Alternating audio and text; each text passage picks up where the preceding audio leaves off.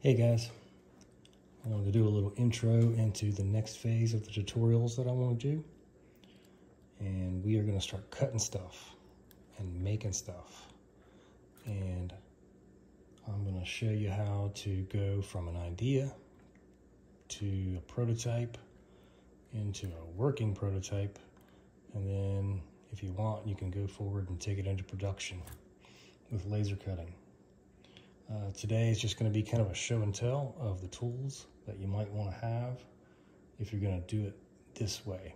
This isn't the only way, this is just the way I like to do it. So this is a chassis that I dreamed up and cut out in a very short time. And this went from my head to this product right here with no steps in between and no power tools used. And I'm going to show you the tools that I used to cut that out. Start with some simple stuff. Scribe, punch, spring-loaded punch that's adjustable. Spring-loaded punch, I'm not going to do it here on the table, but makes a little dent. That is pretty important for what we're going to do, so take note of that one. Links to all this stuff will be in the description. All right, where do we start? I think I'm going to start with the oldest one that I've been using. A lot of you probably have seen before, and if you haven't, it's your lucky day. This is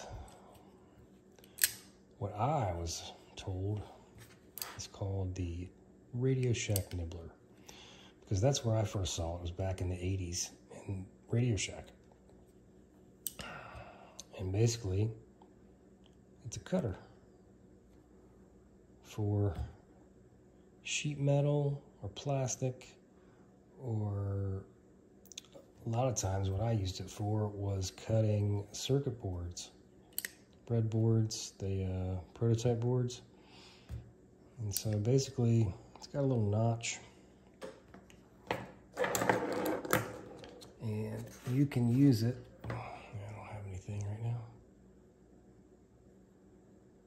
to cut little notches out. It's a sheet metal nibbler, is basically what it is. I'm going to go into detail I'll do a video on each one of these tools, but this thing has been around forever.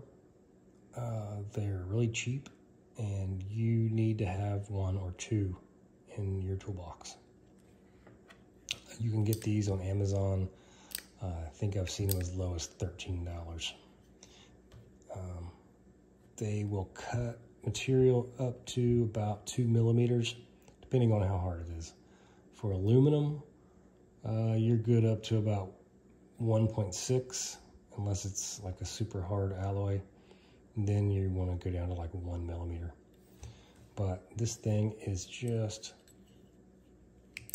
super useful. And you're probably shaking your head if you didn't know what this is for or haven't seen it in action. When I show you exactly what it does, you're going to go, oh wow, I need like 2 of those. So, Radio Shack Nibbler.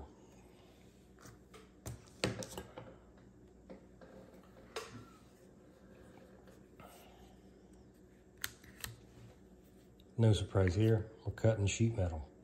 So, you need some shears. There's a ton of different kinds. I'm not going to try to go into which ones to get. You'll find very quickly that you're not going to get the cuts you want using these type of shears to do what you want to do. If you're trying to cut out a thing like this, you go to cut on it and it deforms everything, and it's just not, you're not just going to cut it like scissors. It doesn't work that way with metal. but they're good to have because they can make some of the end cuts and stuff, you know, real easy. So there's a bunch of different kinds. I may do a video on some that work better than others because they're made for different types of cuts. But for right now, I just want you to know, sheet metal shears, snips, tin snips. All right, this is one of my favorite tools for this kind of work. And this one is called the Euro Power Punch. And I say that brand name because there's a ton of these. You can get them on eBay super cheap. You can get them on Amazon super cheap, and they have no name or they have some weird name, and they suck. This one is freaking awesome. And I cannot emphasize that this thing for this kind of work just rocks. Now, what the hell is this thing? It's a hole punch. Just like the hole punch that you punch through papers when you were a kid, and you know, and you had all the little circles. It's a hole punch, but it's for metal or heavier stuff than paper. And it comes with these punches right here. And it goes from, where do we at here? 7.14 millimeter or 9/32, down to 3/32, 2.38. So that covers a lot of stuff, but what about the small stuff? You can order these special. These are a set of punches that are 1 millimeter and 1.5 millimeter. And they do exactly what you think. They punch a perfect hole that size in sheet metal. Here's the one. You see how tiny this thing is. Now I said that name brand because I'll show you. This is the 1 millimeter punch. Are you gonna get able to focus on that? So it punches a hole, 1 millimeter, perfectly. It's freaking amazing. Super fast, just pop it like a. So the Euro Power Punch tool is the one that I've been using. I've had other ones in the past, and I still have one. I'm going to show it to you.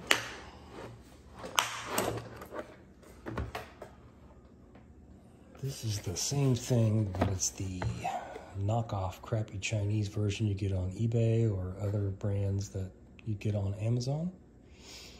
And the problem is they're not made very well. And the way these work is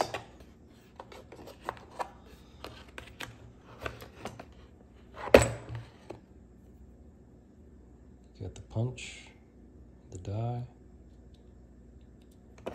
and got one in here already. Boom. It's a hole punch. It's just a hole punch. But the problem is with these cheaper ones, they're not made very well and they don't line up right. And I forget what size it is for this one, but 1 or 2 of the punches, when you go to do it, they catch and they don't work, and there's no way to fix it. And the only reason I have this one is because it was like 20 bucks on eBay, and I keep one of these larger punches in there, and I use it like a nibbler just to remove some material when I don't need a perfect hole or perfect punch. I just, and it replaces a drill basically. So when I say buy the good stuff, because this thing's a piece of crap. You will be frustrated and annoyed, and you will waste your money if you buy this thing thinking it's going to work the way that you hope it works. Buy the Euro Power Punch. The next one is this guy here. It's made by Knipex. Well, it's not made by Knipex. It has Knipex's name on the side of it. If you don't know, Knipex is a German company that makes really high quality tools. I've never had anything bad to say about anything Knipex that I've ever bought except for the freaking price. They're so expensive. This, 70 bucks, I think. It's like 70 bucks. Now, there are cheaper versions of this, and I just didn't want to risk it because they're not that much cheaper. They're still like 50 bucks. Knipex, through a little research I found, does not actually make this. They just rebrand it. They do make a lot of high quality stuff, but in this case, a French company makes this one. Still really good quality. The blade on this is replaceable. For the Euro Power Punch, you can buy replacement punches because they will wear out and they will snap off and they will break.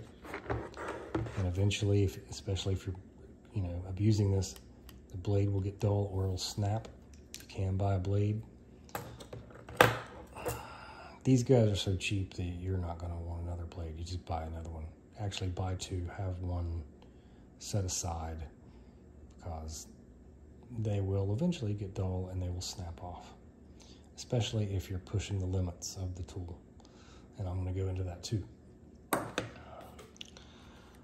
So, I think the hole punch is pretty self-explanatory. It punches holes. These guys are nibblers. Let me see what I got here. Maybe I can.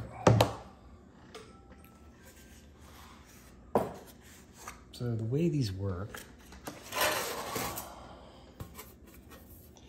this is a piece of aluminum. And if you want to take a little chunk out of it, put it on there nice and square. And it takes out a chunk.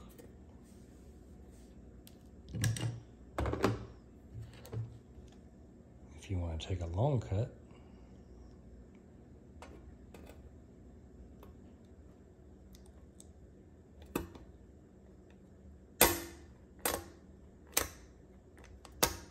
and then if you want to cut it off, you can turn with these somewhat, but you're not going to make curly cues. There's some limitations. But I'm going to snap this off.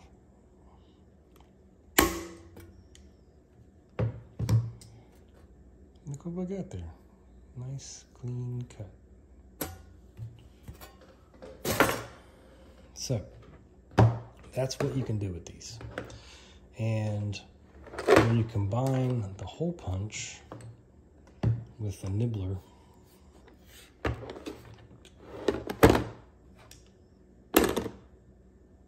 you can basically cut out almost any shape that you want, including internal holes like this. This was all done with these three tools. I think those three tools. And that was done relatively quickly and not really, not a lot of preparation. This was all kind of just, I drew that kind of on with pencil. I'll go through the process of how to make a chassis with all the measurements. But, for a relatively low price for the tools, you can basically make anything you can dream up. With some limitations, of course. You're not going to cut, 3mm sheet metal. So there's some limitations. But for this scale, it's perfect. It's perfect. These guys are perfect. This one's kind of expensive, 70 bucks. And you might not even need that one. But these two you gotta have. You need these in your life. Even, you know, just for any kind of hobbyist, crafter, you need a pair of these. And this thing's just freaking awesome. I cannot stress how cool it is to be able to just instantly punch holes wherever you want. What else? So I'm going to go into detail on each one of these tools. I'm going to show them in action, show what they can and can't do. I'm going to kind of go over one method of making a chassis or any kind of parts out of sheet metal. A good way to start, because it's cheaper and it's easier to cut, is styrene. This is 1 mil styrene sheets. So I'll probably do some work on that. And then I'll go through each tool and I'll show some different cuts and cutting off some different shapes. And then maybe we will tackle finally finishing the other side of this. And then where I want to go from there is I want you guys to be able to feel comfortable buying a sheet of aluminum and cutting out anything you possibly can dream up. And then, sorry, we're going to take whatever you did, because, you know, it's not going to be perfect. You can see the rough edges. You can clean it up with sandpaper. I'll show you some techniques that work, that don't seem like they should work, but they do. So then we're going to take that and we're going to scan it. We're going to put it in the computer.